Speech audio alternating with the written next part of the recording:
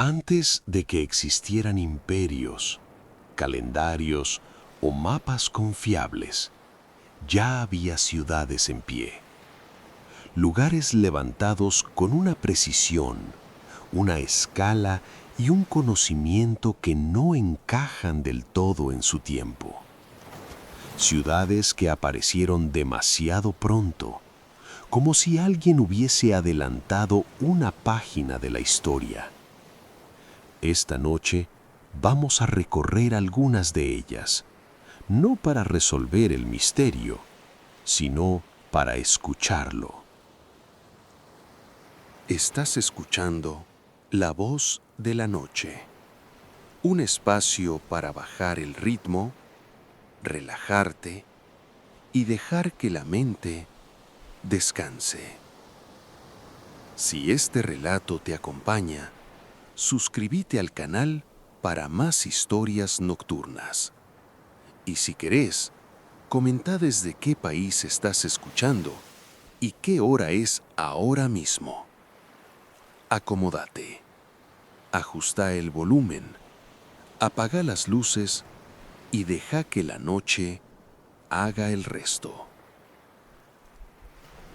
Göbekli Tepe aparece en un lugar que en principio no promete nada extraordinario. Una colina suave en el sudeste de la actual Turquía, lejos del mar, lejos de grandes ríos, lejos de lo que solemos asociar con el nacimiento de algo importante. Durante siglos fue solo eso, una elevación más en el paisaje, cubierta de tierra, piedras y silencio. Nadie la miraba dos veces, nadie esperaba nada de ella. Y sin embargo, debajo de esa colina, algo estaba esperando. Cuando los primeros arqueólogos comenzaron a excavar, no buscaban una ciudad, no buscaban un templo, no buscaban el origen de nada. Esperaban encontrar restos simples, huellas dispersas de grupos humanos primitivos, tal vez herramientas de piedra, fogones, señales de paso.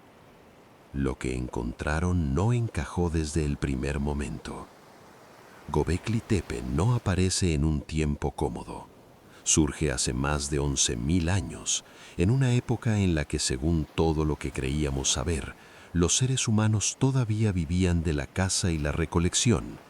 Pequeños grupos móviles, sin asentamientos permanentes, sin agricultura, sin animales domesticados, sin escritura, sin jerarquías estables. Un mundo humano frágil, dependiente del clima y del azar. Y aún así, ahí estaban. Pilares de piedra gigantes, tallados con una precisión que exige planificación, tiempo y conocimiento. Bloques en forma de T, algunos de varios metros de altura, dispuestos en círculos cuidadosamente organizados. No al azar, no improvisados. Cada elemento parece ocupar un lugar pensado de antemano, como si alguien hubiera imaginado el conjunto completo antes de empezar a construirlo. Eso es lo primero que no encaja. Para levantar algo así, no alcanza con pasar por ahí. Hace falta volver, hace falta coordinar, hace falta que varias personas trabajen juntas durante largos periodos. Hace falta alimento suficiente para sostener ese esfuerzo. Hace falta una idea compartida de lo que se está haciendo. Göbekli Tepe no es el resultado de una tarde inspirada, es el resultado de una decisión colectiva sostenida en el tiempo. Pero, ¿quiénes tomaron esa decisión? No hay casas alrededor, no hay restos claros de vida cotidiana permanente. No hay señales de una ciudad en el sentido clásico. Göbekli Tepe no parece un lugar para vivir. Parece un lugar al que se va, un punto de reunión, un espacio separado del día a día. Algo que se construyó no para sobrevivir, sino para otra cosa. Y ahí aparece la segunda grieta en el relato conocido. Los relieves tallados en la piedra muestran animales con un nivel de detalle sorprendente. Zorros, serpientes, jabalíes, aves, criaturas que parecen moverse todavía sobre la superficie pétrea. No son decoraciones casuales, no son garabatos. Hay intención simbólica, repetición de motivos, una gramática visual que todavía no sabemos leer del todo. No hay escritura, pero hay lenguaje. No hay dioses nombrados, pero hay ritual. No hay ciudad, pero hay organización. Göbekli Tepe obliga a detenerse porque no permite avanzar con las categorías habituales. No entra en la secuencia cómoda de primero agricultura, luego asentamiento, después religión. Acá todo parece invertido, como si el impulso simbólico hubiera llegado antes que la necesidad material, como si la idea de reunirse alrededor de algo invisible hubiera sido más fuerte que la urgencia de cultivar la tierra. Y lo más inquietante no es solo que exista, sino lo que vino después. Durante siglos, Göbekli Tepe fue utilizado, modificado, ampliado, y luego en algún momento fue enterrado deliberadamente, no destruido, no abandonado al azar, cubierto con cuidado, como si alguien hubiera decidido cerrar el lugar, ocultarlo, sellarlo bajo la tierra. Un gesto final que tampoco encaja del todo con lo que esperamos de una sociedad primitiva. Göbekli Tepe no ofrece respuestas rápidas. Ofrece una pregunta enorme desde el inicio. Si esto fue posible en un mundo que creíamos simple, entonces tal vez ese mundo no era tan simple. Tal vez el origen de lo humano no fue una línea recta, sino una serie de desvíos, intentos y comienzos que todavía no terminamos de entender. Si este lugar existe, si estas piedras fueron levantadas cuando no deberían haberlo sido, entonces todo lo demás queda en suspenso. El suelo bajo nuestros pies ya no es firme. Y eso, para una historia que recién empieza, es exactamente lo que tenía que pasar. Las dataciones de Göbekli Tepe caen como una piedra en el agua tranquila de la historia conocida. Los análisis sitúan su origen alrededor del 9600 antes de nuestra era, tal vez incluso un poco antes. No es una cifra más, es un momento incómodo, demasiado temprano, un tiempo en el que, según el relato tradicional, la humanidad todavía no había aprendido a quedarse quieta. Para ubicarnos, basta con mirar alrededor de ese año. No hay ciudades, no hay escritura, no hay cerámica. Las pirámides de Egipto están a más de 6000 años en el futuro. Stonehenge todavía no existe ni como idea lejana. En Mesopotamia, donde más tarde surgirán las primeras urbes, no hay nada que se le parezca. El mundo humano, en teoría, es simple, disperso, casi silencioso.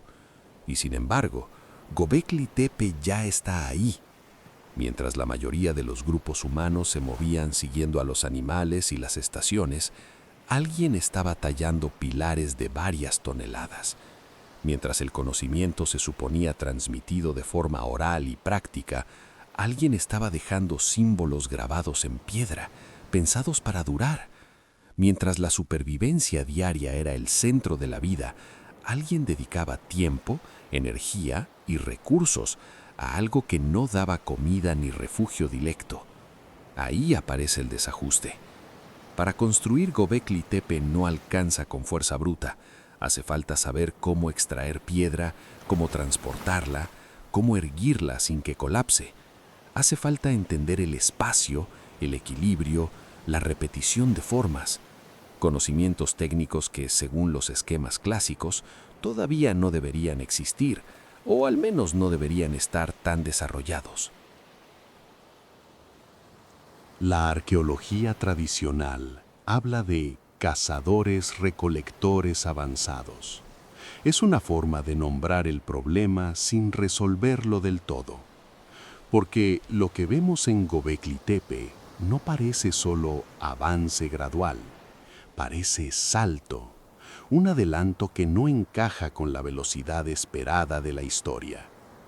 En ese tiempo no hay evidencia de agricultura estable y sin embargo hay organización a gran escala. No hay jerarquías claras y aún así hay coordinación. No hay escritura, pero hay memoria colectiva suficiente como para sostener un proyecto durante generaciones. Algo en la cronología empieza a aflojar. Göbekli Tepe no está solo antes, está antes de todo lo que solemos usar para explicar el progreso humano. Como si alguien hubiera movido una pieza del rompecabezas varios milenios hacia atrás y nos hubiera obligado a repensar el orden completo. Y ahí aparece una idea inquietante. Tal vez no fue el sedentarismo el que creó la religión, sino la religión la que empujó al sedentarismo. Tal vez no fue la agricultura la que permitió reunirse, sino la necesidad de reunirse la que más tarde llevó a domesticar plantas y animales. Göbekli Tepe sugiere que el impulso simbólico pudo haber sido el motor, no la consecuencia. Cuando se mira el calendario con atención, el tiempo empieza a comportarse de manera extraña. No avanza en línea recta, se pliega, se adelanta, se contradice. Göbekli Tepe no pertenece cómodamente a su época, y esa incomodidad es precisamente lo que lo vuelve tan poderoso. No es solo una construcción antigua, es una anomalía temporal. Un mensaje dejado en un momento donde, según todo lo que sabíamos, nadie debería haber tenido nada tan complejo para decir. La piedra de Göbekli Tepe no es un resto casual, ni un capricho del terreno. No es un montón de rocas acumuladas por el paso del tiempo. Es caliza extraída con decisión, separada del lecho rocoso, cortada y modelada hasta adoptar formas que no existen en la naturaleza. Cada bloque fue pensado antes de ser liberado de la tierra. Cada superficie alisada, cada borde recto, cada ángulo cuidado, habla de una intención clara y sostenida. Los pilares son el centro de todo. Gigantes de piedra en forma de T que se elevan varios metros sobre el suelo, algunos alcanzando alturas que superan ampliamente la estatura humana. Su peso es inmenso. No fueron arrastrados por accidente, ni levantados por casualidad. Para moverlos, para ponerlos de pie, hizo falta algo más que fuerza. Hizo falta coordinación, cálculo, ensayo, error, acumulación de aprendizaje. Nadie levanta algo así por primera vez sin haber fallado antes. Lo más inquietante no es solo su tamaño, sino su disposición. Los pilares no están alineados de forma aleatoria. Forman círculos, recintos cerrados, espacios que parecen diseñados para contener algo más que cuerpos. En el centro de muchos de estos círculos aparecen dos pilares principales, enfrentados, como si sostuvieran una presencia invisible. Todo sugiere planificación previa. Alguien imaginó el conjunto antes de comenzar. Alguien decidió dónde iba cada cosa. Las superficies talladas revelan un nivel de detalle que sorprende aún hoy. Animales en relieve recorren los pilares con una fluidez que exige dominio de la herramienta y del material. No hay trazos torpes ni improvisados.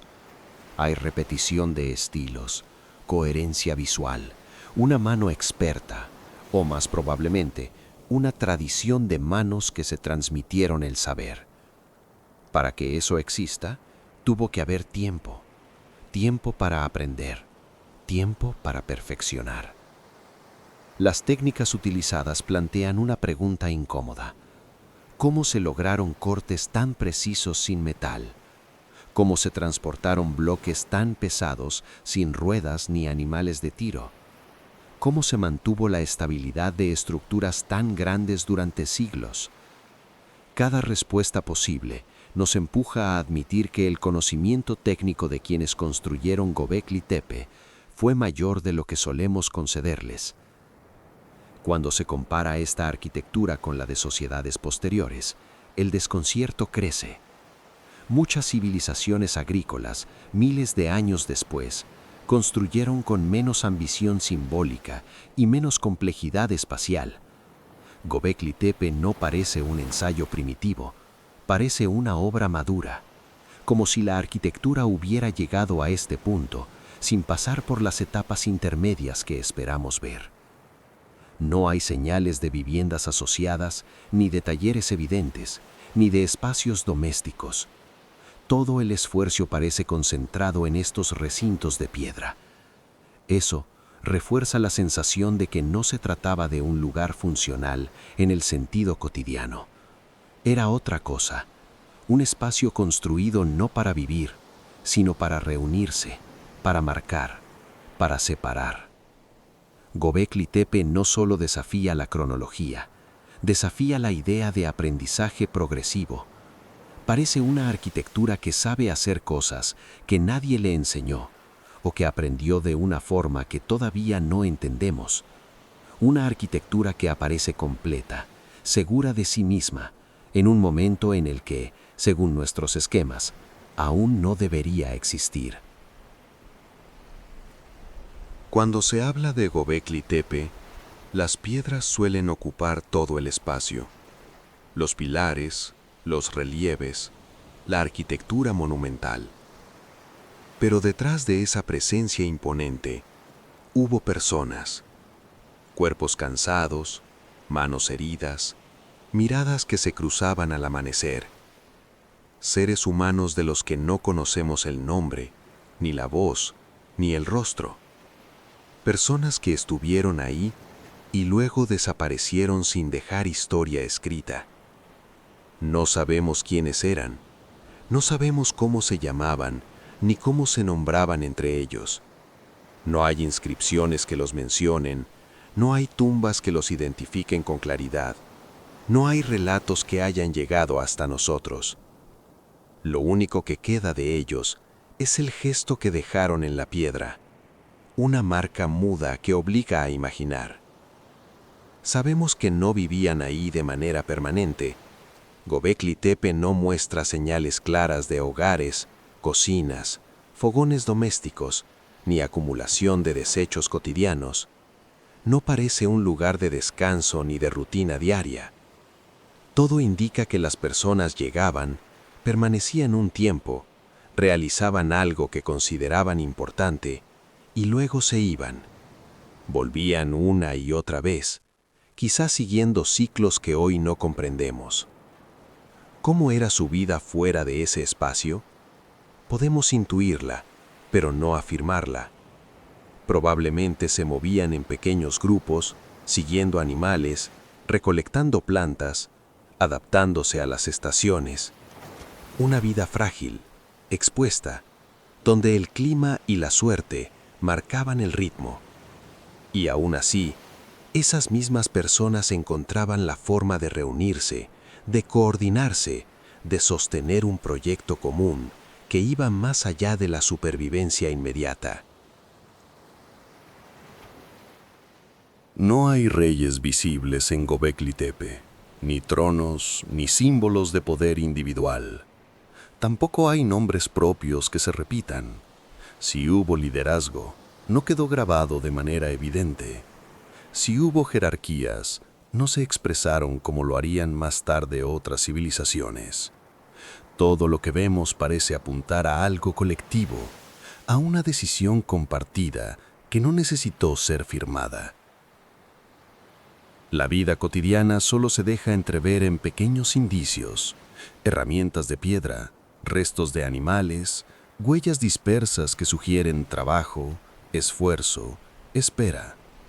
Podemos imaginar conversaciones al borde del cansancio, silencios largos frente a las estructuras recién levantadas, miradas que entendían sin necesidad de palabras, pero son solo imágenes posibles, no certezas. Göbekli Tepe humaniza precisamente por lo que no dice, porque nos enfrenta a personas que hicieron algo extraordinario sin dejar rastro de sí mismas. Personas que no buscaron ser recordadas como individuos, sino como parte de algo mayor. Su historia no está escrita en nombres ni en fechas, sino en la permanencia de lo que construyeron. Hay humanos en Göbekli Tepe, sin duda, humanos completos, capaces de imaginar, de organizar, de crear símbolos. Pero no hay historia escrita que los encierre.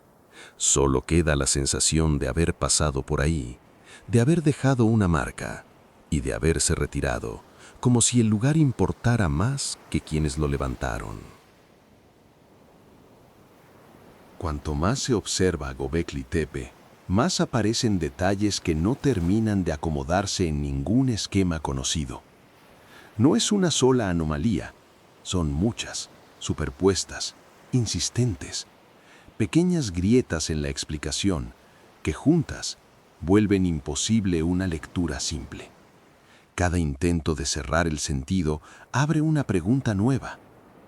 Uno de los primeros elementos que no encaja es la propia función del lugar. No es una ciudad, no es un asentamiento, no es un templo en el sentido clásico. No hay altares claros, no hay restos de sacrificios sistemáticos, no hay un eje ritual fácil de identificar.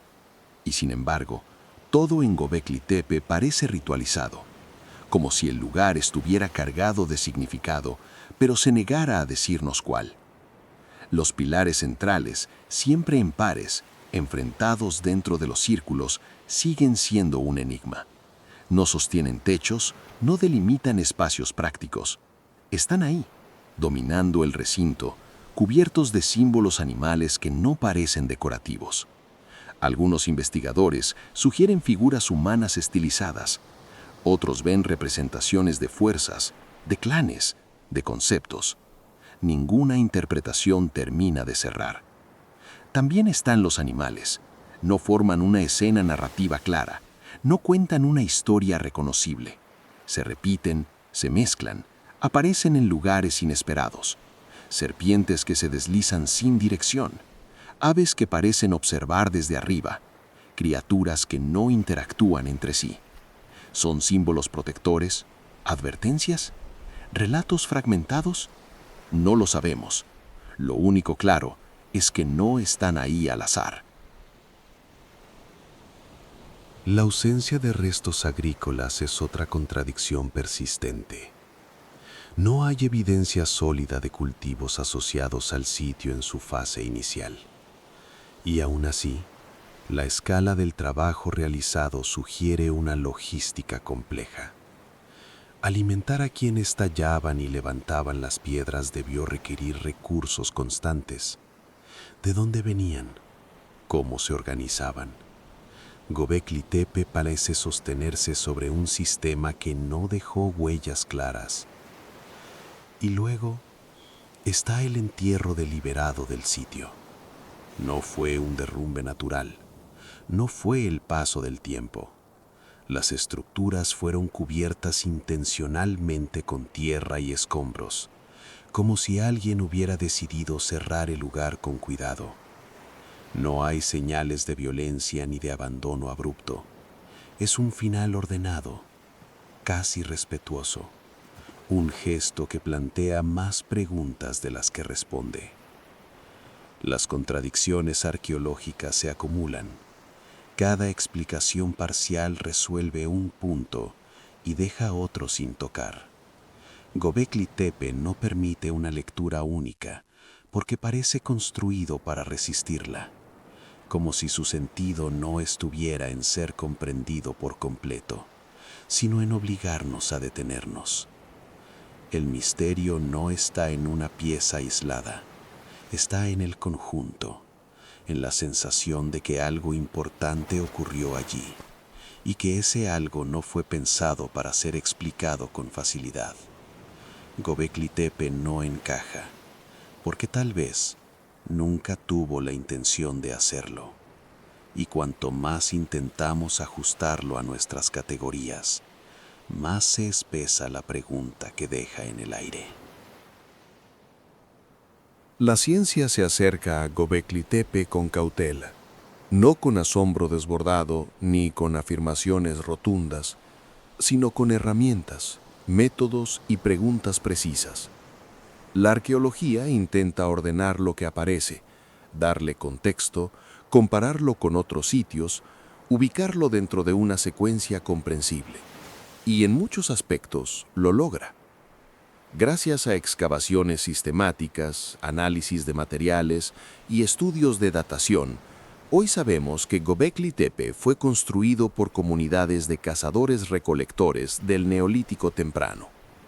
Sabemos que las piedras fueron extraídas localmente, que las herramientas utilizadas eran de piedra, que el sitio fue modificado en varias fases a lo largo de siglos.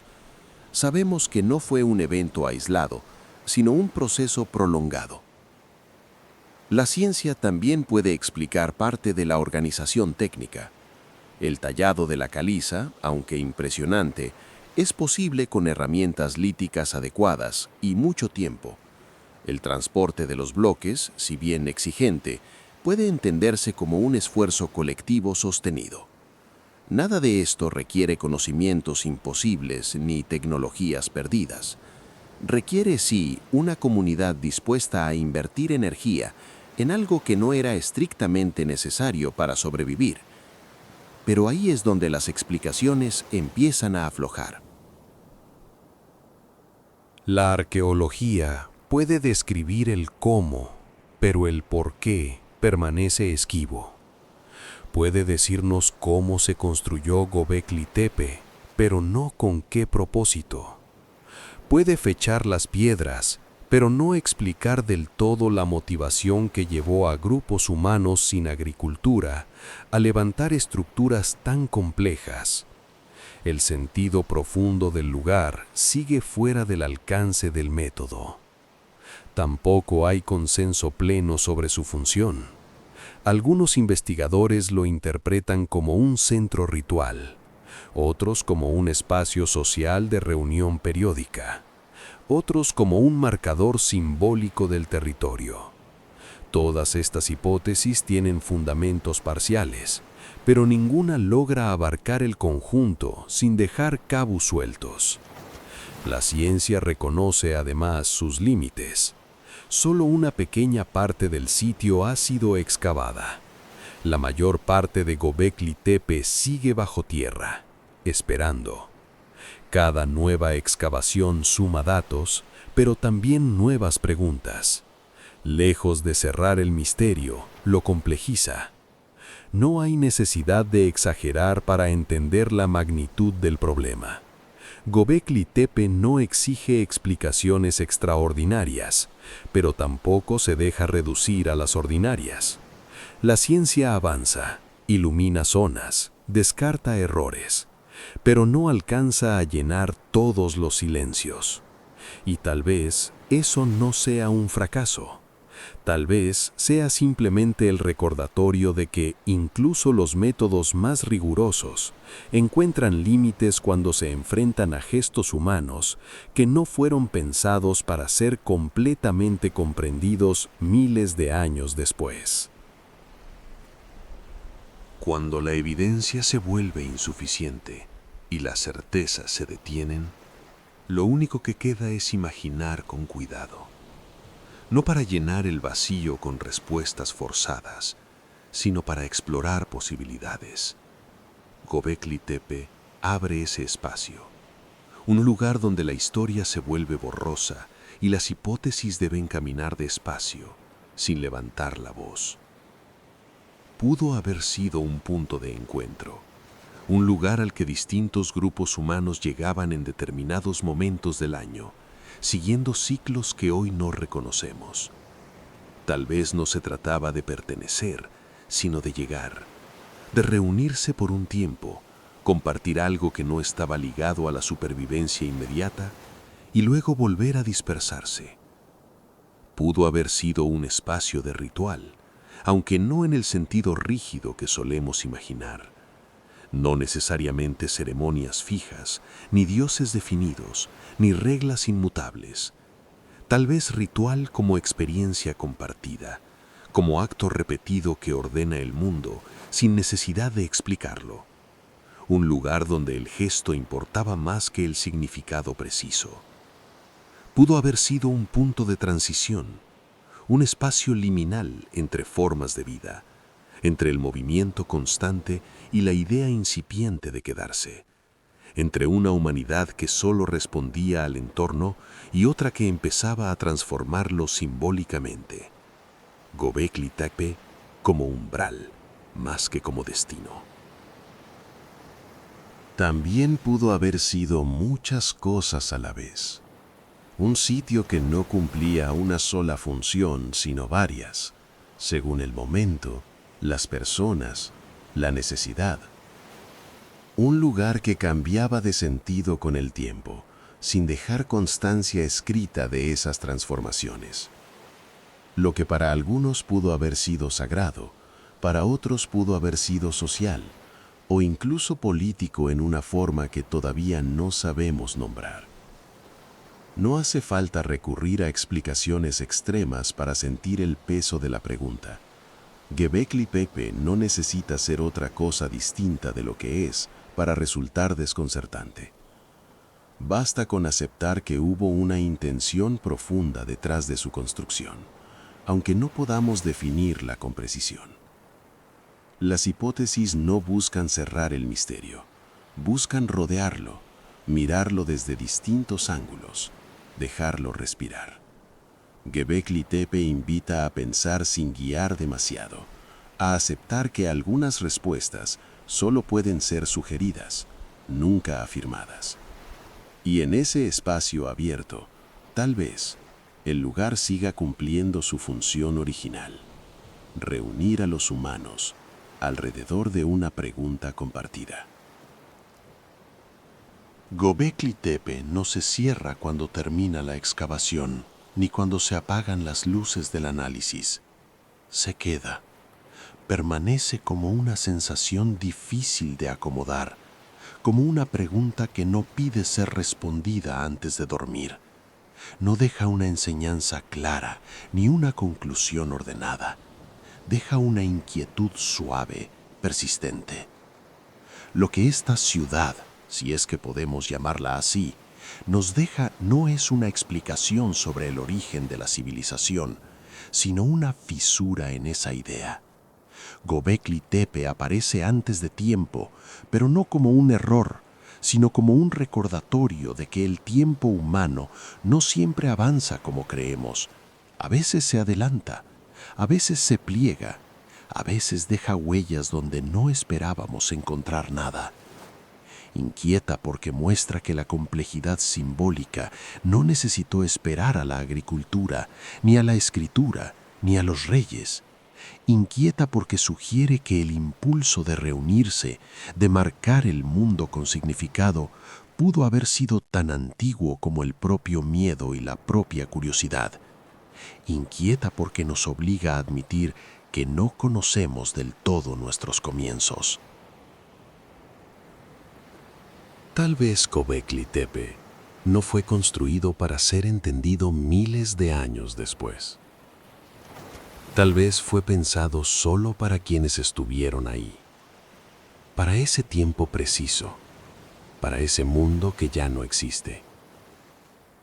Y aún así, sigue hablándonos, no con palabras, sino con su silencio organizado.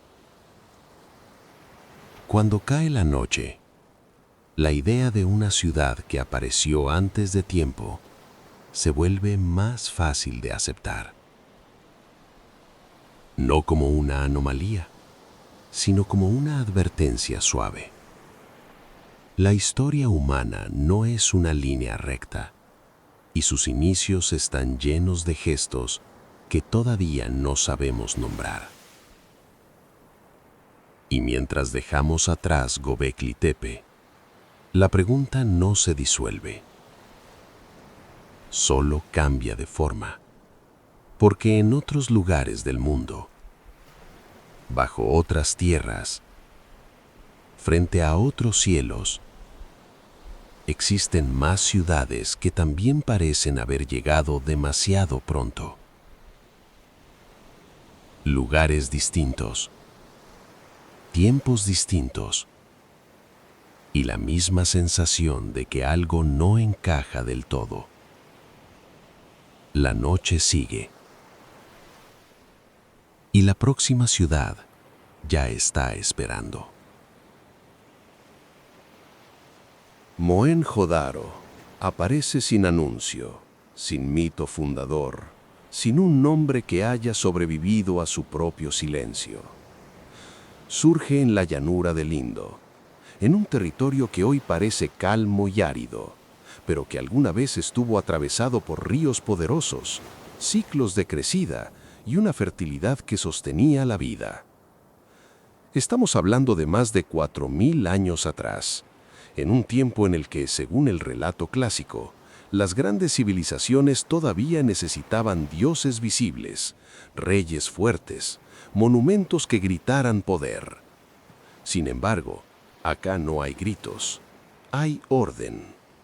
La ciudad emerge cuando no debería hacerlo así. Mientras en otras regiones el poder se concentra, se exhibe y se inscribe en piedra, Mohenjo-Daro se organiza sin dejar huellas de mando. Calles rectas, manzanas bien trazadas, drenajes subterráneos, sistemas de agua que todavía hoy sorprenden por su precisión. Todo funciona, todo encaja, y aún así nada explica quién decidió que fuera así. El contexto histórico no ayuda a tranquilizar. En la misma época, Egipto levantaba pirámides para eternizar a sus faraones. Mesopotamia registraba transacciones, plegarias y leyes en tablillas. Las ciudades querían ser vistas, recordadas, nombradas. Mohenjo-Daro no. Está ahí, completa, eficiente, casi moderna en su diseño urbano, pero muda. No hay estatuas de gobernantes, no hay palacios evidentes, no hay murallas defensivas que sugieran guerra constante. Todo eso, que debería estar, no está. Y lo que más desconcierta no es una ausencia puntual, sino el patrón de ausencias. Falta el relato, falta la voz, falta la explicación que suele acompañar al orden. Porque este tipo de planificación no surge del azar. Alguien pensó esta ciudad, alguien la sostuvo, alguien tomó decisiones por generaciones, pero esos alguien no dejaron nombre. La primera sensación es incómoda. No es admiración pura, es una mezcla de asombro y extrañeza, como si uno estuviera frente a una maquinaria perfecta que funciona sin manual. Todo parece demasiado avanzado para una sociedad que, según lo que se suponía, todavía estaba en una etapa temprana. No encaja con la imagen de progreso ruidoso, competitivo, expansivo. Mohenjo-Daro no conquista, no se impone, simplemente existe. Y esa existencia tranquila es lo que la vuelve inquietante, porque el orden suele dejar marcas, jerarquías, símbolos de poder, relatos oficiales. Acá, el orden es anónimo. Es colectivo, o al menos no personalista. No hay una voz que diga, yo mandé. Hay una ciudad que dice, funcionamos. Caminarla mentalmente es como recorrer un lugar donde todo está pensado para durar, pero no para ser recordado. Casas con acceso al agua, sistemas de higiene, una distribución que parece priorizar lo cotidiano antes que lo sagrado o lo militar. No hay espectáculo, no hay propaganda. Y eso, paradójicamente, es lo que la vuelve tan poderosa. Porque si esta ciudad existió así, entonces hay algo que el relato histórico tradicional no termina de explicar. Tal vez no todas las civilizaciones quisieron dejar huella.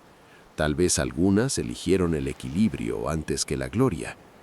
Tal vez el poder no siempre necesitó alzar la voz para ser real. Mohenjo-Daro aparece donde no debería, como no debería, y se sostiene sin explicarse. Abre el misterio sin resolverlo. Deja una idea flotando, incómoda y persistente. No todo poder grita. Algunos simplemente funcionan y desaparecen. El tiempo en Mohenjo-Daro no avanza como debería. Se pliega, se adelanta, se comporta de una manera incómoda para el relato lineal. Las dataciones arqueológicas sitúan a esta ciudad alrededor del 2600 antes de nuestra era, con un desarrollo que se extiende durante varios siglos. No es una aldea en formación, ni un experimento temprano. Es una ciudad madura, estable, repetida en su diseño, sostenida en el tiempo. Y ahí empieza el problema. En ese mismo período, muchas regiones del mundo todavía estaban organizándose en comunidades agrícolas simples. El poder político, donde existía, era frágil. Las ciudades crecían de forma irregular, respondiendo más al azar que a un plan. Incluso en los grandes centros de Egipto o Mesopotamia, el orden urbano convivía con el desorden, con calles improvisadas, con sistemas de saneamiento precarios. Mohenjo-Daro, en cambio, parece haber llegado tarde y temprano al mismo tiempo, porque cuando aparece ya sabe demasiado. Maneja el agua con una precisión que, según lo que se suponía, todavía no era necesaria ni común. Drenajes cubiertos, canales subterráneos, control de residuos, baños privados en muchas viviendas. No son soluciones improvisadas, son sistemas pensados, repetidos, estandarizados. Requieren conocimiento técnico, planificación previa y, sobre todo, una idea clara de ciudad como organismo. Lo extraño no es solo que estos conocimientos existieran, sino que estuvieran tan extendidos. No aparecen como privilegio de una élite, están distribuidos, integrados a la vida cotidiana, como si fueran parte de un saber compartido y no de un secreto reservado a unos pocos. Eso descoloca la cronología habitual del progreso, que suele avanzar de arriba hacia abajo, del palacio a la casa común. Si miramos alrededor en el tiempo, la comparación incomoda.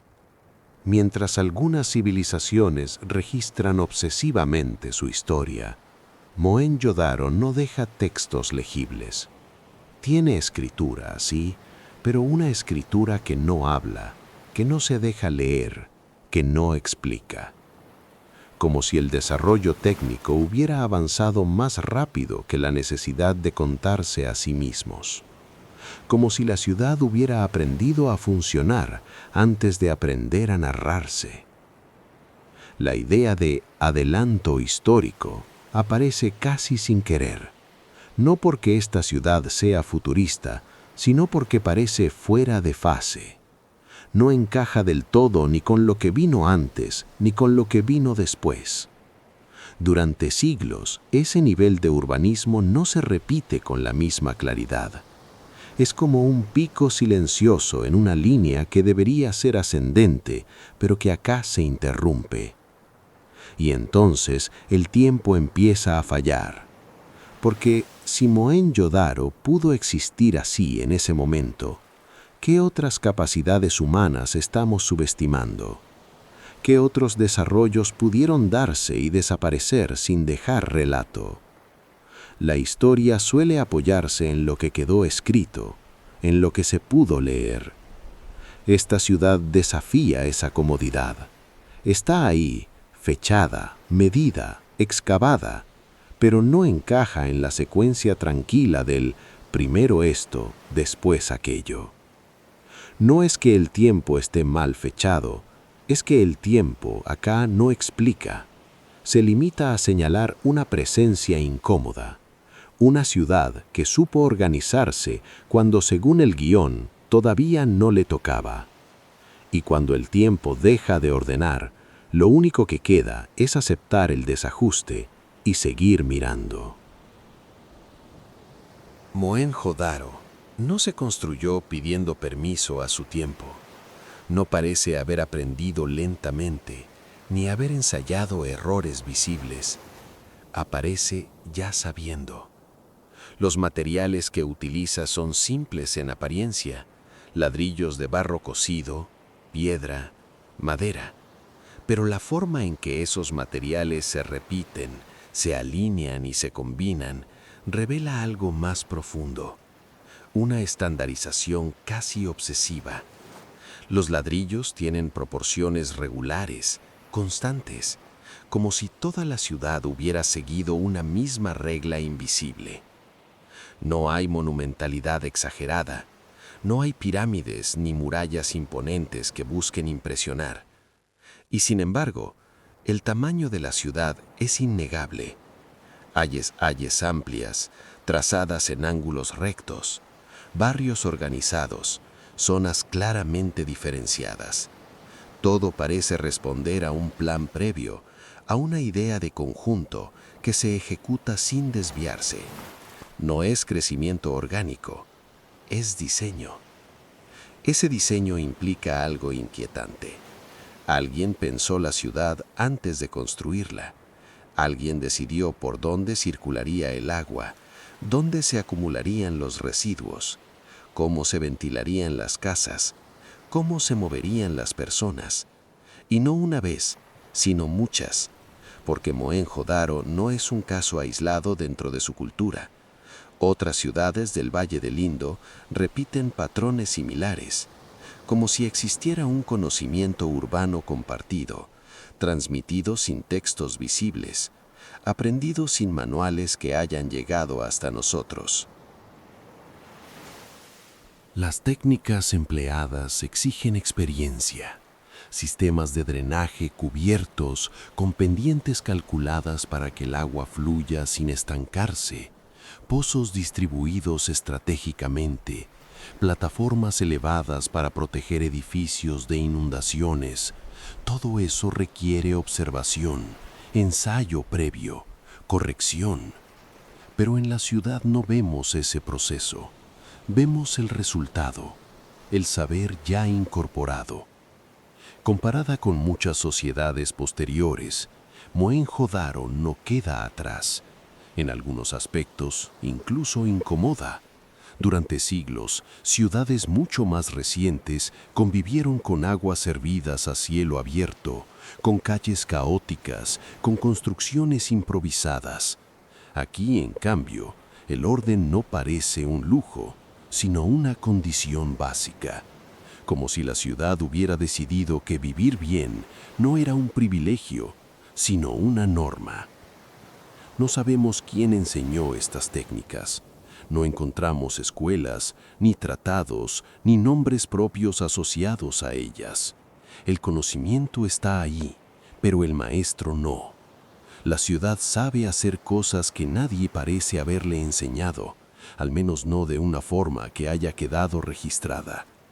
Ese saber se manifiesta en ladrillos silenciosos, en canaletas ocultas, en alineaciones precisas que todavía hoy sorprenden. Y entonces la arquitectura deja de ser solo construcción, se vuelve una pregunta. Porque cuando una ciudad demuestra tanta comprensión del espacio, del agua y del cuerpo humano, sin dejar rastro de su aprendizaje, lo que queda no es una respuesta técnica, es la sensación inquietante de que el conocimiento puede existir, incluso cuando nadie lo cuenta. En Mohenjo-Daro hubo personas, muchas. Caminaron esas calles rectas, abrieron puertas de madera, bajaron escalones hacia patios interiores, usaron los pozos, encendieron fuegos, se bañaron, trabajaron, descansaron. Todo eso es casi seguro. Y sin embargo, cuando intentamos verlos, se vuelven borrosos. No tienen nombres, no tienen rostros definidos, no dejaron relatos que podamos leer. Sabemos poco sobre quiénes sean. No aparecen reyes celebrados, ni estatuas monumentales dedicadas a gobernantes. No hay tumbas reales que concentren poder simbólico. Tampoco hay escenas de batallas, conquistas o enemigos derrotados. Si hubo jerarquías, no gritan. Si hubo autoridad, no se exhibe. La ciudad no parece construida para glorificar a alguien, sino para funcionar para muchos. Las figuras humanas que aparecen, pequeñas estatuillas, sellos, representaciones mínimas, no cuentan historias claras. No dicen, este fue importante. No dicen, esto ocurrió. Apenas sugieren presencia, como si las personas hubieran decidido no dejar huella personal, o como si la cultura no necesitara fijar la memoria en individuos concretos. La escritura existe, pero no habla. Está ahí, grabada en sellos diminutos, repetida en signos breves. Nadie ha podido leerla con certeza. No sabemos si nombra personas, dioses, lugares o transacciones. Es una escritura muda que confirma organización, pero niega relato. Hay lenguaje, pero no hay voz. La vida cotidiana solo puede insinuarse. Casas con varias habitaciones, algunas con baños privados, otras con patios compartidos. Espacios que sugieren intimidad, rutinas, silencios domésticos. No podemos afirmar cómo se vestían, qué pensaban del mundo, qué temían o qué celebraban. Solo podemos imaginar escenas simples. Alguien caminando al amanecer, alguien cerrando una puerta al anochecer, alguien dejando una marca que no pretendía ser eterna. Y ahí aparece lo inquietante. Mohenjo-Daro está llena de humanidad, pero vacía de historia personal. Como si la ciudad hubiera absorbido a sus habitantes, dejándonos solo el contorno de sus vidas. Hay humanos, pero no biografías. Hay comunidad, pero no narrador. Y ese silencio no es un vacío cualquiera, es un silencio organizado, persistente, que todavía hoy nos mira sin explicarse. Mohenjo-Daro no desconcierta por una sola rareza, sino por la suma silenciosa de muchas. Cada vez que parece encajar en una categoría conocida, aparece un detalle que la saca de lugar. Está la escritura, cientos de sellos, símbolos repetidos, signos cuidadosamente grabados, y sin embargo, ningún texto largo. No hay inscripciones monumentales, no hay relatos, no hay nombres que se repitan lo suficiente para contarnos algo. Es una escritura que existe, pero no habla, o que habla en una voz que ya no sabemos escuchar. Está también la ciudad misma, un orden urbano extremadamente preciso, pero sin los elementos que solemos asociar al poder. No hay palacios evidentes, no hay templos dominantes, no hay tumbas reales, no hay estatuas que glorifiquen a nadie. Todo parece pensado para funcionar, no para ser visto. Algunos edificios desconciertan por su ambigüedad. Grandes estructuras cuyo uso exacto sigue siendo discutido. Espacios que no encajan del todo en categorías religiosas, administrativas o domésticas. Lugares importantes, pero sin una explicación clara de por qué lo eran. Y luego está la caída. No hay señales contundentes de una gran guerra. No hay capas gruesas de destrucción violenta. No hay un final épico.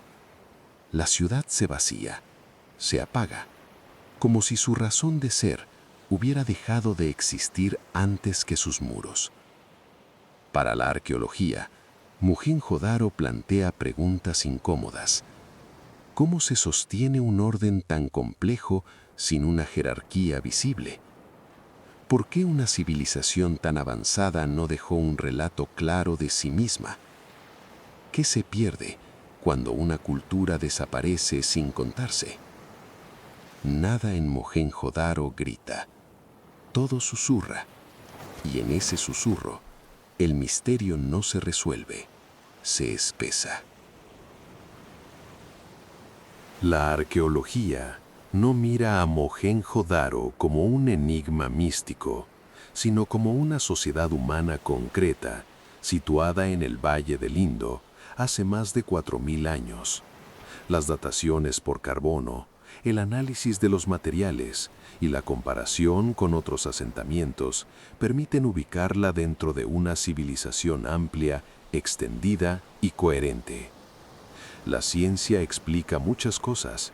Explica el uso estandarizado de ladrillos cocidos, la planificación urbana en cuadrículas, los sistemas de drenaje avanzados, el comercio a larga distancia con regiones lejanas. Explica también que la ausencia de palacios o tumbas reales no implica ausencia de organización, sino quizá otro tipo de estructura social menos centrada en la exhibición del poder. Pero hay límites. La escritura sigue sin descifrarse. Sin textos no hay nombres propios, no hay relatos internos, no hay leyes ni mitos que podamos leer. Todo lo que se dice sobre su vida política, religiosa o simbólica se infiere a partir de objetos, espacios y silencios. La ciencia tampoco puede explicar del todo su final. Se proponen cambios climáticos, alteraciones en los ríos, transformaciones económicas lentas. Ninguna hipótesis es concluyente. No hay una causa única, clara y demostrable. Mohenjo-Daro, desde la mirada científica, no es un misterio imposible. Es algo más incómodo. Una civilización bien documentada en lo material, pero opaca en lo humano. La ciencia avanza, ordena, describe, pero no alcanza a devolverle la voz. Mohenjo-Daro permite imaginar sin exigir certezas. Cuando los datos se vuelven insuficientes, lo que queda es un espacio de posibilidades, no para llenarlo con respuestas firmes, sino para recorrerlo con cuidado. Pudo haber sido una sociedad organizada alrededor del equilibrio más que del poder visible, un orden sostenido por normas compartidas, por acuerdos silenciosos, por una idea de convivencia que no necesitaba ser impuesta desde arriba. Tal vez la autoridad existía, pero no se mostraba. Tal vez no hacía falta. Pudo haber sido una cultura donde lo cotidiano importaba más que lo monumental, donde el agua limpia, el espacio habitable y la higiene eran prioridades mayores que la gloria o la expansión. Una civilización que eligió invertir su energía en sostener la vida diaria antes que en dejar un legado simbólico. También pudo haber sido una red de comunidades más que un centro dominante, ciudades conectadas por comercio, por costumbres compartidas, por una forma común de entender el mundo, sin un corazón único, sin una voz central que narrara el conjunto. Nada de esto puede afirmarse. Son apenas sugerencias que nacen de lo que falta tanto como de lo que está. Mohenjo-Daro no se deja encerrar en una teoría. Invita a pensar sin empujar. Y en ese espacio abierto, la ciudad sigue existiendo como tal vez fue desde el principio. Presente, funcional, silenciosa y libre de explicaciones definitivas.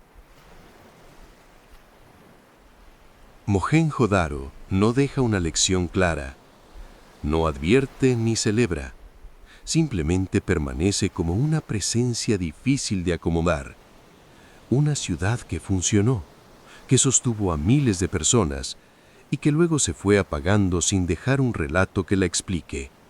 Lo que nos deja no es una respuesta, sino una sensación, la de un orden posible que no necesitó mostrarse. sigue inquietando porque rompe una expectativa profunda. Nos acostumbramos a pensar que las civilizaciones importantes dejan huellas ruidosas, nombres, monumentos, guerras, dioses. Mohenjo-Daro hizo lo contrario. Existió sin gritar, organizó sin exhibir, desapareció sin colapsar. Apareció antes de tiempo, o tal vez fuera de nuestro tiempo, como si hubiera seguido una lógica que no coincide con la que solemos contar. Esa idea incomoda, porque sugiere que el desarrollo humano no siempre avanza hacia más poder visible, más control, más relato. A veces avanza hacia el equilibrio, y a veces ese equilibrio no deja memoria. Cuando la noche cae, Mohenjo-Daro se siente más cercana, no como una ciudad perdida, sino como un eco suave, un recordatorio de que hubo formas de vivir juntas que no necesitaban imponerse para existir.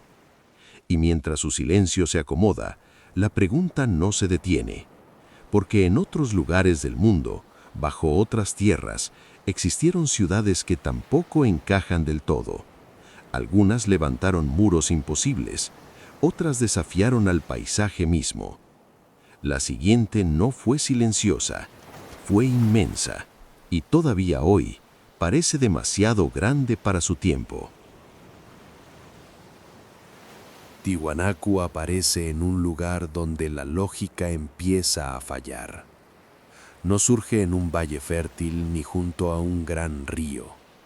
Se alza en el altiplano andino, a casi 4.000 metros de altura, donde el aire es delgado, el frío es constante y la tierra parece más apta para resistir que para sostener una ciudad.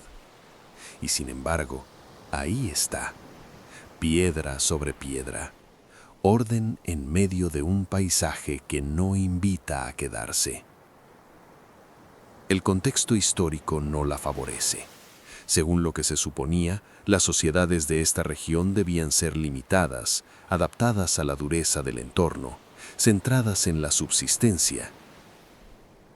No se esperaba planificación monumental, ni arquitectura precisa, ni una relación tan consciente con el espacio. Tiwanaku no responde a esa expectativa, la desborda. Las estructuras aparecen como si el lugar ya hubiera sido elegido con un propósito claro. Plataformas, recintos, bloques enormes cuidadosamente trabajados. No parecen improvisados ni acumulados con el tiempo. Transmiten la sensación de algo pensado de antemano, de una visión que precede a la construcción. Y esa sensación incomoda, porque no sabemos de dónde surge. La primera impresión es extraña. No es asombro inmediato, es desconcierto. La ciudad no se impone por altura ni por exceso, sino por precisión. Cada piedra parece haber sido tratada con una atención que no coincide con lo que el contexto permitiría imaginar. No debería existir así, en ese lugar, en ese momento. Tiwanaku no desafía la historia con grandilocuencia, lo hace con silencio técnico, con materia que parece saber algo que los relatos no alcanzan a explicar. Y ese es el punto de partida. Cuando la piedra parece más sabia que la historia, el misterio se abre sin necesidad de exagerarlo. El tiempo en Tiwanaku no se presenta de manera clara. Las dataciones la sitúan, de forma aproximada, entre los primeros siglos antes de nuestra era y su desarrollo pleno alrededor del primer milenio. No es una fecha imposible, pero tampoco cómoda, porque cuando se la coloca ahí, algo no termina de encajar. En otras regiones del mundo, las grandes ciudades de piedra estaban asociadas a imperios consolidados, a extensos territorios agrícolas, a abundancia de recursos. En el altiplano andino, en cambio, el entorno imponía límites severos. El clima era duro. La altura exigía adaptación. Se suponía que el desarrollo técnico debía ser gradual, condicionado por la supervivencia. Tiahuanacu parece haber ignorado esa expectativa. Los conocimientos que muestran no son aislados. Hay dominio del espacio, alineaciones cuidadas, manejo del agua en un ambiente donde el agua es escasa y valiosa. Hay una comprensión del entorno que no se improvisa, y sin embargo, no vemos una secuencia clara de aprendizaje. No encontramos el antes que explique el después. La ciudad aparece ya sabiendo. Cuando se la compara con otras culturas contemporáneas, el desajuste se vuelve más evidente. Tiwanaku no es más antigua que todas, pero parece operar con una lógica distinta. No corre detrás del tiempo, va por otro carril, como si hubiera llegado a ciertas soluciones sin pasar por los mismos pasos que otros pueblos necesitaron. La idea de un adelanto histórico no implica superioridad, sino desfasaje. Tiwanaku no está adelantada en todo, pero en algunos aspectos parece fuera de sincronía. El tiempo empieza a fallar no porque esté mal medido, sino porque no explica del todo por qué esta ciudad pudo existir así, ahí, en ese momento preciso. Y cuando el tiempo deja de ordenar el relato, lo único que queda es aceptar la incomodidad y seguir escuchando a la piedra. Tiwanaku no impresiona por cantidad, sino por exactitud. La materia prima es piedra, pero no cualquier piedra. Andesita, arenisca, bloques densos y resistentes, extraídos, trasladados y trabajados con una precisión que todavía hoy resulta incómoda de explicar. No son piezas rústicas, son superficies planas, ángulos rectos, encajes que parecen pensados para no dejar margen. El tamaño de algunos bloques obliga a detenerse, no por exageración, sino por logística. Piezas de varias toneladas movidas en un entorno de altura, sin evidencia clara de ruedas, animales de tiro o herramientas metálicas avanzadas. La organización necesaria para lograrlo no se ve, pero se intuye. Hay planificación, hay método, hay repetición de criterios. Las estructuras no crecen al azar. Plataformas elevadas, recintos alineados, puertas monolíticas que parecen talladas como una sola idea. Todo transmite la sensación de que alguien sabía exactamente qué estaba haciendo antes de empezar. No hay prueba visible de ensayo y error. Hay resultado. Las técnicas empleadas requieren algo más que fuerza. Exigen medición, conocimiento de materiales, comprensión del desgaste y del encastre. Algunas uniones son tan precisas que apenas permiten el paso de una hoja. Comparadas con construcciones posteriores, incluso mucho más recientes, no desentonan. A veces, incomodan. Tiwanaku no parece haber aprendido mirando a otros. No hay un maestro evidente, ni un modelo previo claro. La ciudad sabe hacer cosas que nadie le enseñó, o al menos nadie que haya dejado su lección escrita. Y en esa precisión muda, la piedra vuelve a decir más de lo que la historia alcanza a explicar.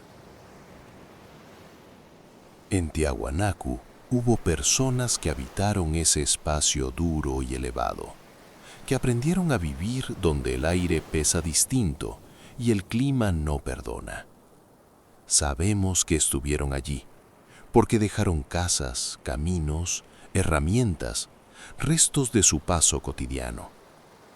Pero como en otros lugares de esta serie, lo humano aparece sin voz. No conocemos sus nombres, No hay listas de reyes ni genealogías grabadas en piedra. No hay crónicas que narren victorias, derrotas o fundaciones. Si existieron líderes, sacerdotes o autoridades, no se exhiben. La ciudad no parece interesada en fijar individuos, sino en sostener un conjunto. Las figuras que encontramos, esculturas, relieves, representaciones simbólicas, no cuentan historias claras. Sugieren creencias, rituales, miradas sobre el mundo, pero no relatan vidas. No dicen quién fue importante ni por qué. Son presencias sin biografía. La vida cotidiana solo puede insinuarse. Personas trabajando la piedra, cultivando en terrazas, desplazándose entre recintos. Rutinas adaptadas al frío, al viento, a la altura. Nada de esto puede afirmarse con certeza. Son imágenes posibles, construidas a partir de restos materiales y silencios prolongados. Tiahuanacu nos deja frente a una paradoja familiar. Hay humanos, pero no historia escrita. Hay una sociedad capaz de transformar el paisaje, pero que no se contó a sí misma. Y ese silencio no es vacío. Es una forma distinta de estar en el tiempo, donde la obra permanece y la voz se disuelve. En Tiahuanacu, las anomalías no son repentinas, se acumulan. Cada detalle observado parece sumar una pregunta más, sin borrar la anterior.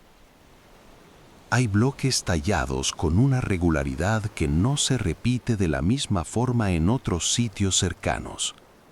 Ranuras, perforaciones, encastres que no siempre tienen una función evidente. Piezas que parecen diseñadas para un sistema mayor que ya no existe o que nunca terminamos de comprender. La piedra sugiere un propósito, pero no lo revela. Algunas estructuras desafían las explicaciones simples. No encajan del todo en categorías religiosas, domésticas o administrativas. Son demasiado precisas para ser decorativas, demasiado sobrias para ser puramente simbólicas. Permanecen en un punto intermedio, incómodo para la interpretación. También están las contradicciones. Un nivel técnico alto convive con la ausencia de herramientas que lo expliquen del todo. Un entorno difícil alberga construcciones que parecen pensadas para durar más allá de ese contexto. Las dataciones no siempre coinciden entre sí. El relato se fragmenta. Cada intento de ordenar Tiahuanacu deja restos sueltos. Nada es abiertamente imposible, pero tampoco completamente claro. El misterio no irrumpe como un enigma repentino. Se espesa lentamente, como el aire en la altura, hasta que respirar el relato se vuelve un ejercicio consciente. La arqueología no guarda silencio frente a Tiahuanacu. Observa, mide, compara. Propone explicaciones que buscan sostenerse en lo comprobable, sin necesidad de ir más allá de lo que el registro permite. Se habla de una sociedad compleja, organizada, con conocimientos avanzados para su tiempo, de una economía apoyada en la agricultura de altura, capaz de alimentar a una población numerosa, de técnicas de cantería desarrolladas a lo largo de generaciones, afinadas con práctica, no con saltos imposibles. La ciencia logra explicar mucho: el origen cultural, los vínculos regionales, los sistemas productivos, parte del calendario, algunos usos ceremoniales. Pero no todo encaja con la misma claridad. Hay métodos constructivos que todavía generan debate. Hay niveles de precisión difíciles de rastrear en el proceso. Faltan herramientas, faltan etapas intermedias, faltan textos que ordenen el relato. La cronología se ajusta, se corrige, se vuelve a discutir. La ciencia avanza así, con pasos cortos, revisables. No promete respuestas finales. En Tiahuanaco, ilumina zonas amplias y deja otras en penumbra. No porque falte rigor, sino porque el pasado no siempre se deja cerrar con prolijidad. Tiahuanaco permite pensar en posibilidades sin exigir conclusiones. Cuando los datos se vuelven incompletos, el pensamiento puede avanzar con cuidado, sin necesidad de afirmar más de lo que se sabe. Pudo haber sido un centro ceremonial que reunió saberes de distintas regiones, un lugar al que se llegaba no solo para vivir, sino para aprender, intercambiar, observar.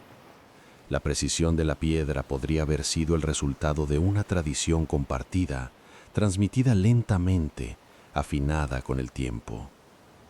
Pudo también haber sido una ciudad construida para durar más allá de quienes la habitaron, no como monumento, sino como estructura estable, resistente al clima y al paso de los años. Una forma de pensar el tiempo no como urgencia, sino como permanencia. Quizás su conocimiento no estuvo concentrado en individuos, sino distribuido, un saber colectivo que no necesitó ser escrito porque se practicaba, porque se repetía, porque se vivía. Nada de esto puede asegurarse. Son imágenes posibles que surgen del equilibrio entre lo que vemos y lo que falta. Tiahuanaco no obliga a elegir una versión, invita a sostener la duda, a habitarla un momento y a dejar que la piedra siga hablando sin decirlo todo. Tiahuanaco no deja una respuesta clara, deja una sensación persistente, la de una inteligencia material que no necesita explicarse para imponerse. Piedra trabajada con calma, con exactitud, con una lógica que no se apoya en relatos, sino en permanencia. Inquieta porque obliga a aceptar un límite. No todo conocimiento deja huellas fáciles de leer. No todo avance queda registrado en palabras. A veces, lo único que sobrevive es la forma, y esa forma alcanza para desordenar nuestras certezas. La idea de que apareció antes de tiempo no habla de superioridad, sino de desajuste. Tiahuanaco parece haber seguido un ritmo propio, ajeno a las cronologías que solemos usar para ordenar el pasado. No está fuera de la historia, pero tampoco se acomoda del todo dentro de ella. Cuando la noche avanza, la ciudad se siente menos como una ruina y más como un eco. Algo que sigue ahí, no para ser entendido, sino para ser observado en silencio. Y mientras la piedra se enfría bajo el cielo del altiplano, otra ciudad espera, no en las alturas, sino enterrada. No hecha de bloques perfectos, sino de capas superpuestas. Una ciudad que no se perdió por el clima, sino por el fuego y el tiempo. Troya aún no ha dicho su parte. Nan Madol aparece donde no debería. No se levanta sobre tierra firme. No se apoya en una colina ni en una llanura fértil. Está ahí, suspendida sobre el agua, construida sobre decenas de islotes artificiales en medio del Océano Pacífico, frente a la isla de Pohnpei. Desde lejos, no se presenta como ciudad, sino como una sombra geométrica que interrumpe el mar. Muros rectos donde el agua debería fluir libre, canales oscuros donde no hay ríos que los expliquen. El primer impacto no es visual, es mental, porque el lugar no ofrece razones inmediatas para existir. No hay minerales visibles que justifiquen el asentamiento. No hay tierras agrícolas alrededor. No hay rutas comerciales evidentes. Y sin embargo, alguien decidió traer hasta allí bloques de basalto gigantescos, algunos de varias toneladas, y apilarlos con una lógica precisa, paciente, repetitiva, piedra sobre piedra, isla sobre isla. Históricamente, Nan Madol debería ser pequeña, discreta, provisional. En el momento en que se estima su desarrollo, muchas sociedades de la región vivían en aldeas simples, con construcciones livianas, adaptadas al clima y al movimiento constante del entorno. Pero Nan Madol no eligió la liviandad, eligió el peso. Eligió la permanencia en un lugar que parece rechazarla. Los muros son altos, rectos, formados por columnas de basalto colocadas como troncos petrificados. No hay argamasa, no hay relleno blando, solo gravedad y encastre. Cada bloque parece haber sido pensado para sostener al siguiente y al mismo tiempo para imponer respeto. No es una arquitectura cómoda, es una arquitectura que intimida. El agua rodea todo, no como decoración, sino como frontera. Los canales separan espacios, aíslan estructuras, obligan a entrar despacio, con cuidado. La ciudad no se abre, se deja rodear, se deja observar desde lejos, pero no invita. Incluso hoy, el silencio del lugar pesa más que su tamaño. Y entonces aparece la pregunta inevitable. ¿Por qué acá? ¿Por qué construir una ciudad monumental sobre el mar, en un entorno inestable, lejos de lo que suele sostener a una civilización? La sensación es clara y persistente. Esto no debería existir así, no en este lugar, no con esta escala, no con este esfuerzo concentrado en un punto tan aislado. Nan Madol no parece una respuesta a una necesidad práctica, no parece una ciudad que creció porque sí. Se siente más bien como una decisión, como un acto de voluntad llevado al extremo. Alguien quiso que existiera y estuvo dispuesto a pagar el costo. Y ese costo no se mide solo en trabajo o en tiempo, se mide en algo más difícil de nombrar. Porque desde el primer momento, Nan Madol no transmite protección ni prosperidad, transmite peso, control, una forma de poder que no necesita explicarse, pero que se siente incluso antes de intentar entenderla. El misterio no se presenta con gritos, se presenta con una incomodidad suave, persistente, una certeza silenciosa. Esta ciudad no está fuera de lugar por error, está fuera de lugar porque alguien la quiso así. El tiempo en Nan Madol no se acomoda fácilmente a las líneas que usamos para ordenar el pasado. Las dataciones más aceptadas sitúan su desarrollo principal entre los siglos XIII y XV, aunque hay indicios de ocupaciones anteriores. No es una fecha imposible en sí misma, pero sí lo es cuando se la coloca en su contexto real.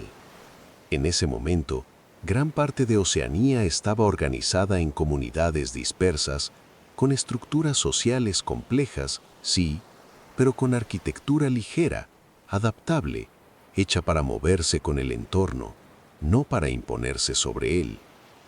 En cambio, Nan Madol parece ignorar ese acuerdo tácito con la naturaleza.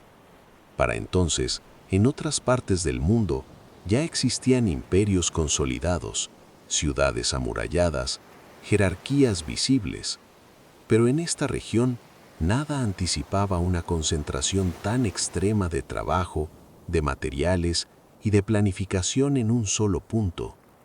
No había herramientas metálicas avanzadas, no había animales de carga, no había ruedas, y aún así, los bloques llegaron, uno por uno, desde canteras lejanas, cruzando agua abierta. El desajuste no está solo en las fechas, sino en lo que esas fechas suponen. Para construir Nan Madol, hacía falta algo más que fuerza. Hacía falta organización sostenida en el tiempo, autoridad capaz de movilizar a muchos sin dejar rastros claros de conflicto, conocimiento práctico de ingeniería, de mareas, de estabilidad sobre un suelo que no perdona errores. Y todo eso aparece sin manual previo, sin una evolución arquitectónica visible que lo anuncie. La idea de adelanto histórico no implica aquí superioridad, sino asincronía, como si esta ciudad no estuviera conversando con su época, sino con otra lógica, como si hubiera surgido siguiendo un ritmo distinto al resto de su entorno. El tiempo en Nan Madol no se rompe de forma violenta, simplemente se desliza, no coincide, no encaja, y esa falta de coincidencia es quizás una de las señales más inquietantes que deja. Nan Madol no se impone por altura ni por ornamentación. Se impone por peso. Sus estructuras están hechas casi exclusivamente de columnas de basalto, largas y pesadas, apiladas unas sobre otras como si fueran troncos de piedra. Cada bloque puede pesar varias toneladas. No están tallados con delicadeza, están colocados con precisión. Y esa elección ya dice mucho. Aquí no hay búsqueda estética evidente. Hay función, permanencia, gravedad.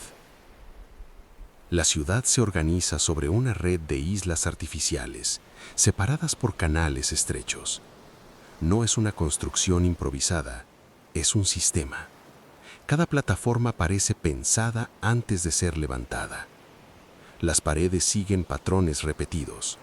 Los espacios internos sugieren usos diferenciados.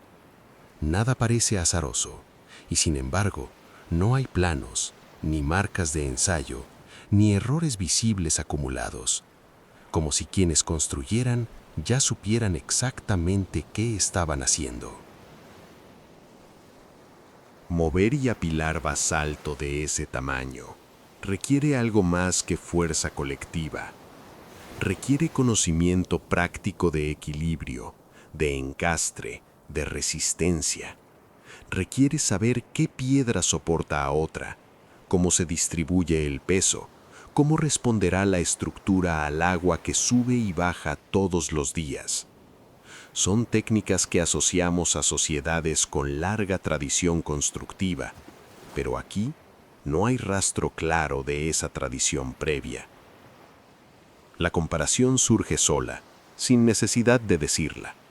Muchas civilizaciones posteriores, con metal, con escritura, con animales de carga, no lograron sostener construcciones de este tipo en entornos tan inestables. Nan Madol lo hizo sobre el mar, sin cimientos clásicos, sin refuerzos visibles, solo piedra sobre piedra, confiando en una lógica que todavía no terminamos de entender. La arquitectura, acá, no pide permiso al contexto, no negocia con el paisaje, se posa sobre él con una seguridad desconcertante, como si la ciudad conociera reglas que el entorno aún no había revelado, como si alguien hubiera aprendido antes y no dejó apuntes. En Nan Madol hubo personas, eso es indiscutible. Caminaron esos pasillos de piedra, cruzaron los canales, habitaron espacios cerrados por muros pesados. Pero cuando intentamos verlas con claridad, se vuelven borrosas. No hay nombres grabados, no hay estelas que digan quién mandaba, no hay relatos escritos que expliquen quiénes eran o cómo se veían a sí mismos. La arqueología sugiere una élite reducida, no una gran ciudad poblada, sino un centro reservado. Tal vez sacerdotes, tal vez gobernantes, tal vez ambas cosas mezcladas en una misma figura. El resto de la población habría vivido lejos, en tierra firme, sosteniendo desde afuera a este núcleo denso y silencioso. Nan Madol no parece hecha para la vida cotidiana común, parece hecha para algo más concentrado y más solitario. De la gente común sabemos poco. No aparecen viviendas simples en cantidad. No aparecen objetos personales en abundancia. No hay escenas domésticas claras. La vida diaria se intuye, pero no se confirma. Alguien encendía fuego. Alguien transportaba comida. Alguien cuidaba el orden. Pero esas presencias no dejaron huellas claras, como si su paso hubiera sido deliberadamente liviano. Tampoco hay biografías. Ningún rey que se anuncie como fundador. Ninguna dinastía claramente delimitada. El poder, si existió, no necesitó nombrarse en piedra. Eso resulta inquietante, porque estamos acostumbrados a que quien manda deje marcas, símbolos, genealogías. Aquí no. Aquí el poder parece haber hablado solo a través del espacio. Nan Madol se siente humana, pero no personal.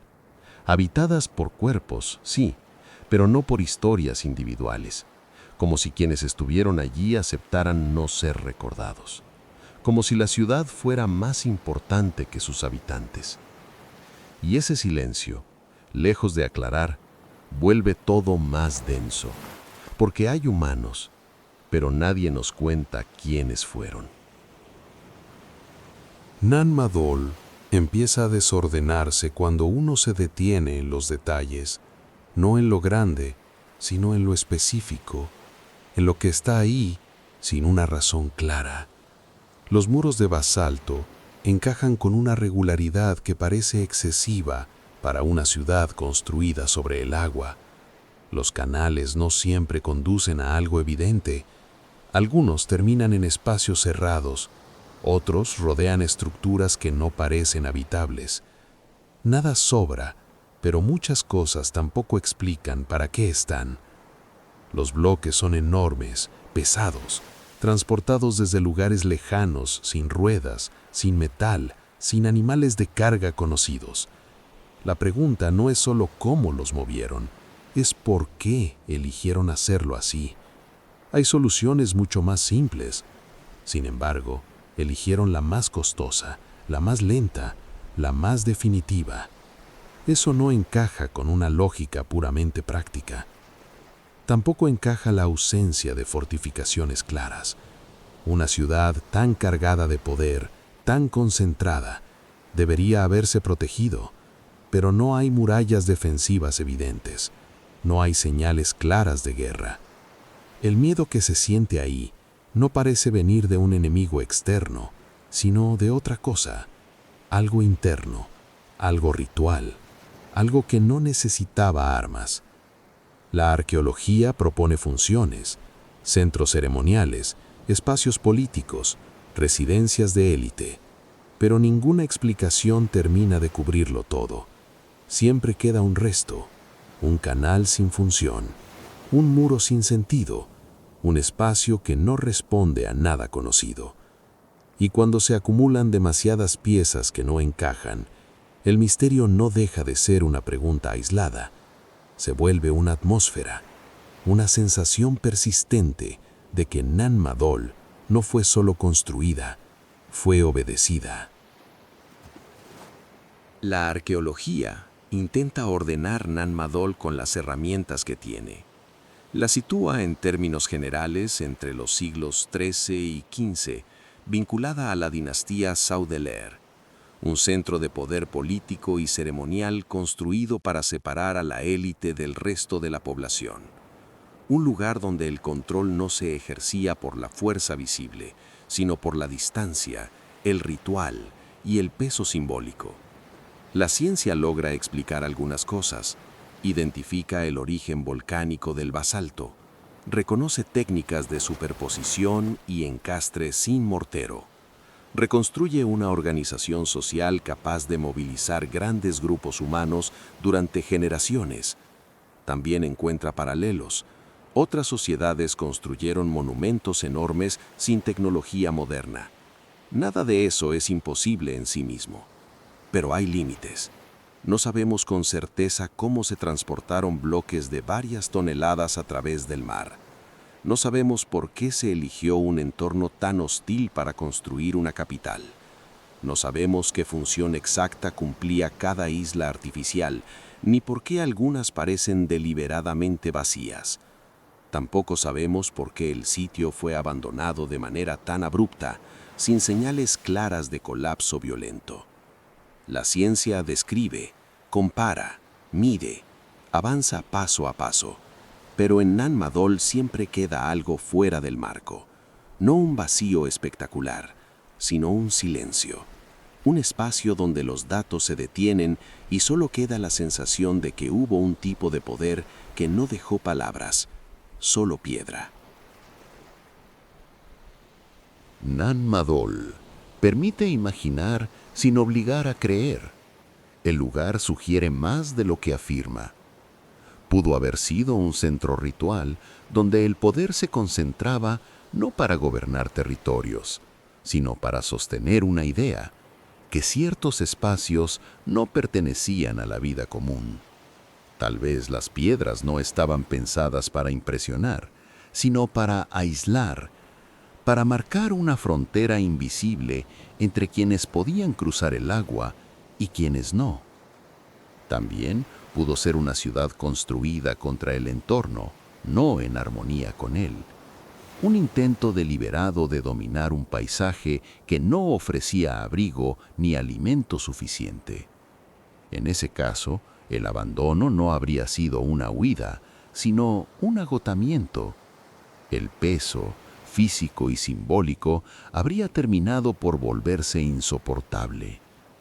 Otra posibilidad es más silenciosa, que Nan Madol no haya colapsado por una causa externa, sino por una pérdida de sentido, que el ritual dejara de funcionar, que el miedo se disipara. Cuando el poder ya no convence, las piedras quedan, pero la ciudad se vacía. Nada de esto puede probarse. Son formas de mirar el mismo silencio desde distintos ángulos. Nan Madol no exige respuestas, solo permite pensar cómo a veces las civilizaciones no desaparecen por destrucción, sino porque ya no pueden sostener aquello que las hizo nacer. Nan Madol no deja ruinas que se entiendan fácil, deja una sensación. El peso de algo que fue demasiado grande para sostenerse por mucho tiempo. Muro sobre el agua, piedra sobre piedra, como si el poder hubiera querido fijarse al mundo y el mundo lentamente lo hubiera rechazado. Esta ciudad inquieta porque no parece improvisada, aparece con una lógica propia, con una determinación que no coincide con su época ni con su entorno, como si alguien hubiera sabido exactamente qué estaba haciendo antes de que existieran las condiciones para hacerlo. No es solo una ciudad abandonada, es una decisión detenida en el tiempo. Y al mirarla así, Nan Madol deja de estar sola. Empieza a resonar con otras ciudades que también surgieron antes de tiempo, con lugares donde el orden apareció sin relato, donde la técnica superó a la historia, donde el poder se volvió tan denso que terminó aislándose. Mohenjo-Daro, Tiwanaku, Nan Madol. Ciudades distintas, separadas por océanos y siglos, pero unidas por la misma pregunta silenciosa. ¿Y si el pasado no fue tan simple como creemos? Tal vez no fueron errores, tal vez fueron intentos, ensayos de civilización que aprendieron algo y luego desaparecieron. no para ser olvidadas, sino para recordarnos en la noche que la historia no siempre avanza. A veces vuelve a empezar.